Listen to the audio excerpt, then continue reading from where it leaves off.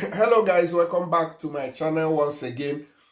There's this video I came across on, was it Twitter? Yeah, on social media.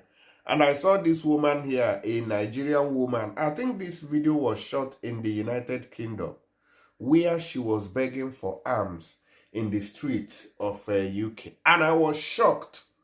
I was totally shocked that this kind of a thing is still ongoing in UK.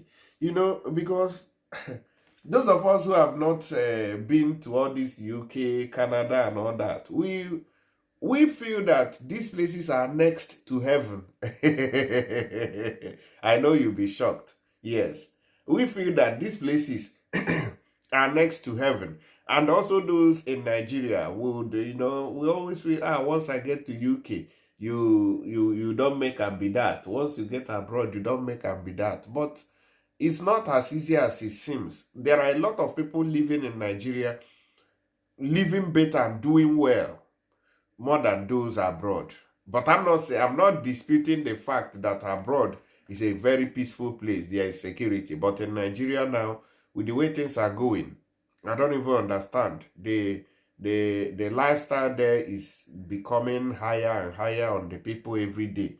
That even the cost of a flight within Nigeria there is becoming something else. Maybe in the nearest future, it will become 500,000 for you to just fly from Lagos to Abuja. And even if you have a car, you are not safe on the road. You know, a lot of problems.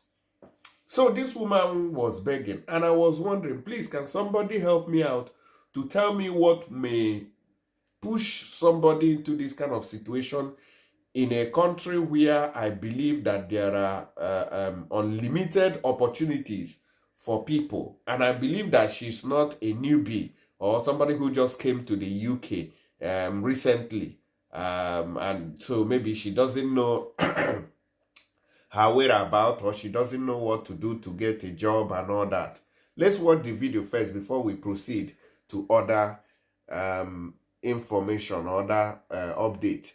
According to what they wrote, they say she was crying when I was passing by KFC in Peckham. She was begging, bought her food. She doesn't even have a phone. Imagine that. Now watch. So I met this auntie from Peckham. Auntie, so tell me a story. Why are you begging? Well, what's going on? Everybody. You don't want? I saw the charity and everybody. Oh, you want people to help you? Okay. And then, why your family?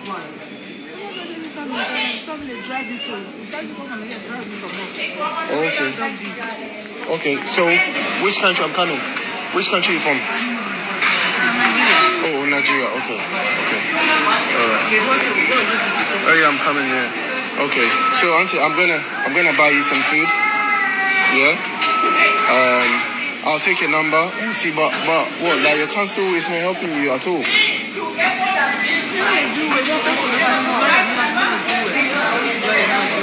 Okay. 3 years. 3 years council hasn't helped you. Okay, so 3 years without help in, is that not UK? So I met this auntie from Peckham. Auntie, so tell me a story. Well, why are you begging? Well, what's going on? Everybody. You don't want? I saw the charity and everybody. Oh, you want people to help you? Okay. And then, why your family?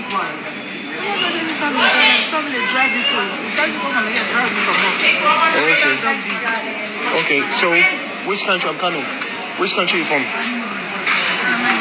Oh, Nigeria. Okay. Alright. Oh yeah, I'm coming here. Okay, so auntie, I'm gonna buy you some food. Yeah. I'll take your number and see, but what? Like your council is not helping you at all.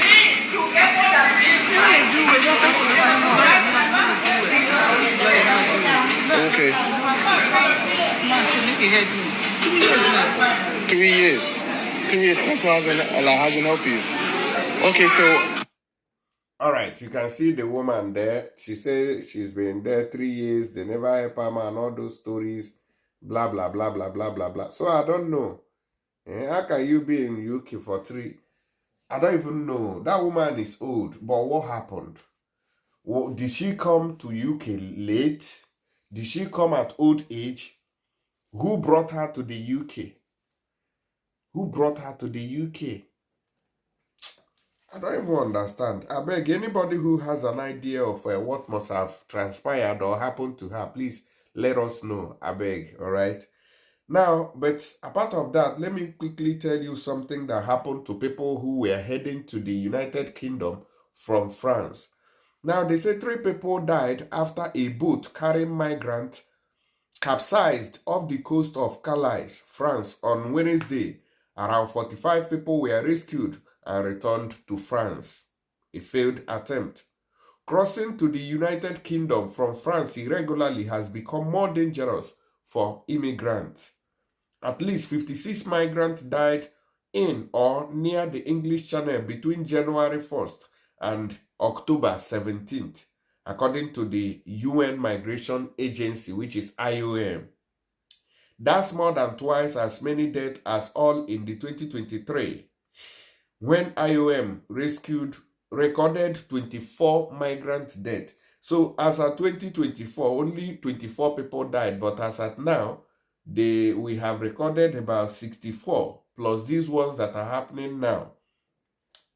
Why has the crossing the channel become more dangerous for migrants? Organizations working with migrants in northern France say that due to increased surveillance, smugglers and migrants are taking greater risks during crossing attempts. Smugglers are claiming more and more people to keep their profits high, and both are often not properly put together.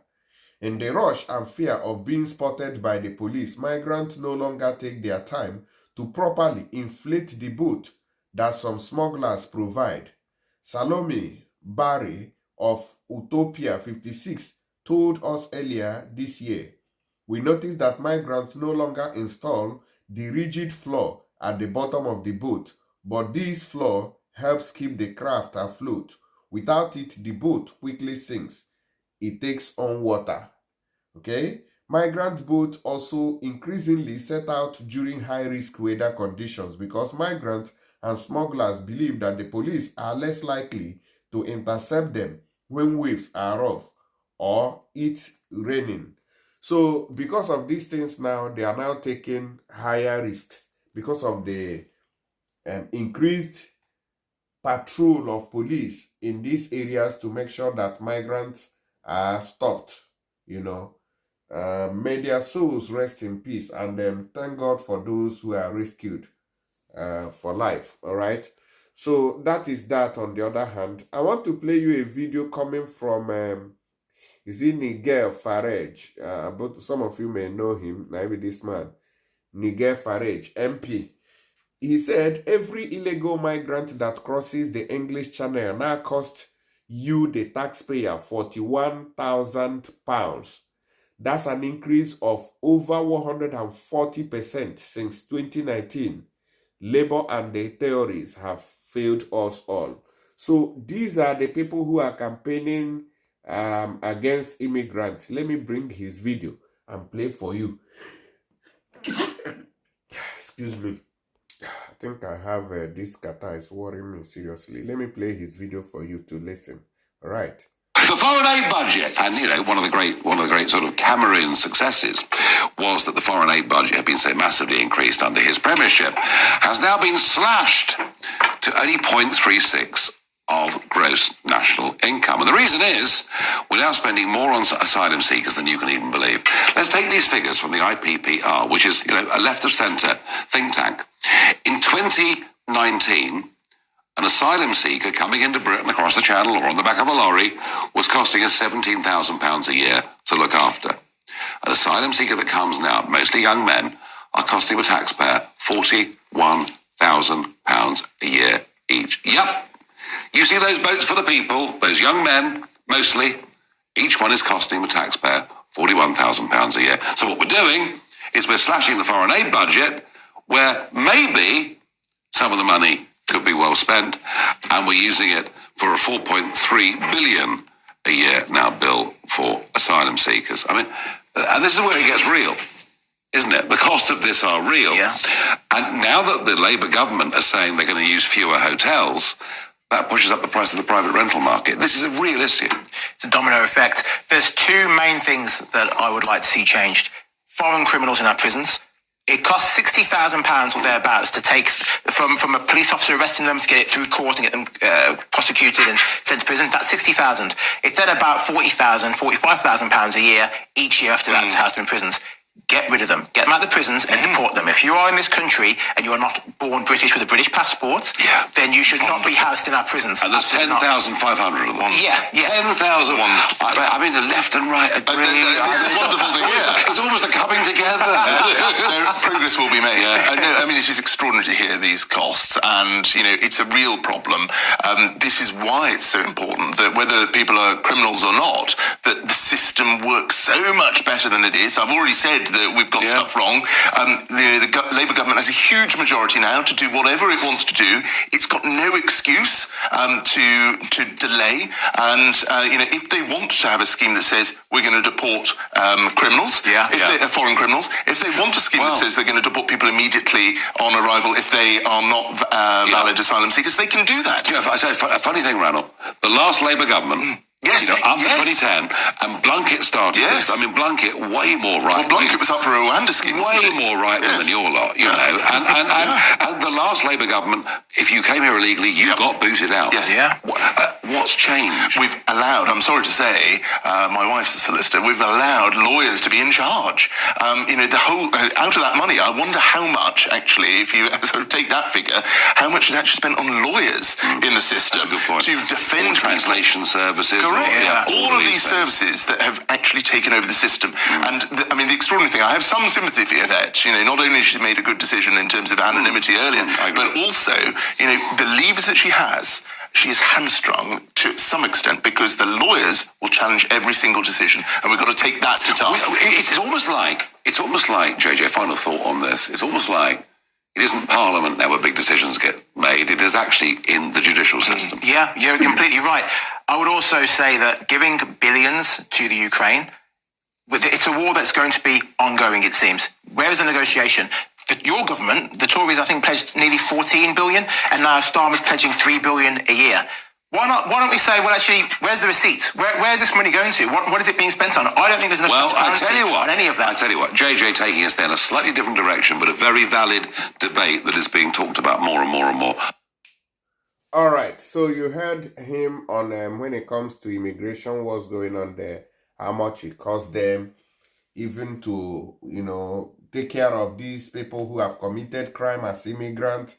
But I wonder why somebody would get to somebody else's country and commit, a direct offense. You know that this thing you are doing now is an offense and you go ahead to commit it. Hey, please don't do that in my country if I have any. Or else I will deport the person without wasting time. I wouldn't even waste time. I'm telling you honestly. Because all those things you see a lot of people who are going to UK to do all sorts of things. Commit all sorts of crimes, knife crimes, killing people, attacks and all that. Doing illegal protest, violent protest. You came from somewhere and you come to my own country and you do violent protest. You bomb people's cars, burn in the name of religion or Sharia or whatever. God, your deportation will put stone behind your back and deport you. Beg. Evil is evil. We don't support rubbish here, please. So don't come here with all those ideologies. Please, guys, if you want to send money to Nigeria and you want to also support me, please use this very app called Tap Tap Send.